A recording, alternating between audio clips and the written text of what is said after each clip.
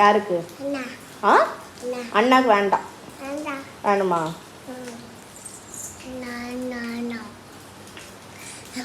யாருக்கு இது?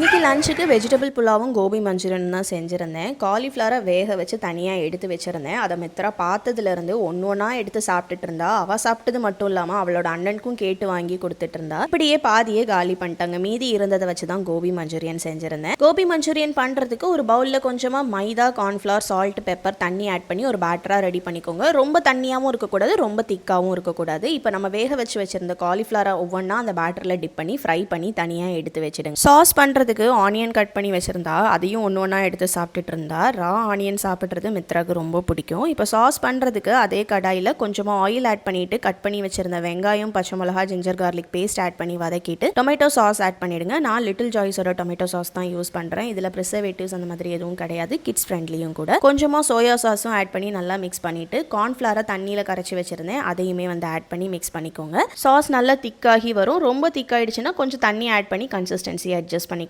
சால்ட்டும் தேவைன்னா போட்டுக்கோங்க. நான் சாஸ் எல்லாம் ஆட் பண்ணனால சால்ட் கரெக்டாக இருந்துச்சு, அதனால நான் ஆட் பண்ணல. இதில் நம்ம ஃப்ரை பண்ணி வச்சிருந்த காலிஃப்ளவரையும் ஆட் பண்ணி நல்லா கோட் பண்ணிட்டு ஃபைனலி கொத்தமல்லி இலை தூவி இறக்கிட்டோம்னா சூப்பரான கோபி மஞ்சூரியன் ரெடி. கேப்சிகம் இருக்குன்னா அதையுமே கட் பண்ணி ஆட் பண்ணிக்கலாம். என்கிட்ட இல்லாதனால ஆட் பண்ணல. இங்கே வெஜ் புல்லாவுமே வந்து ரெடி பண்ணிட்டேன். ரெண்டும் சூப்பரான காம்பினேஷன், ட்ரை பண்ணி பாருங்க. அவனோட ஸ்கூலில் ஏதாச்சும் ஒரு ஃப்ரூட் பற்றி பேசணும்னு சொல்லியிருந்தாங்க. அவன் ஸ்ட்ராபெரி தான் சூஸ் பண்ணியிருந்தான். அதுக்காக சார்ட் பேப்பரை வச்சு இந்த ஸ்ட்ராபெரியை முந்தின நாள் நைட்டு விடிய செஞ்சிருந்தேன். பார்க்கறதுக்கு கொஞ்சமாவது ஸ்ட்ராபெரி மாதிரி இருக்கான்னு மறக்காம கமெண்ட் பண்ணுங்க. Meet you in another video.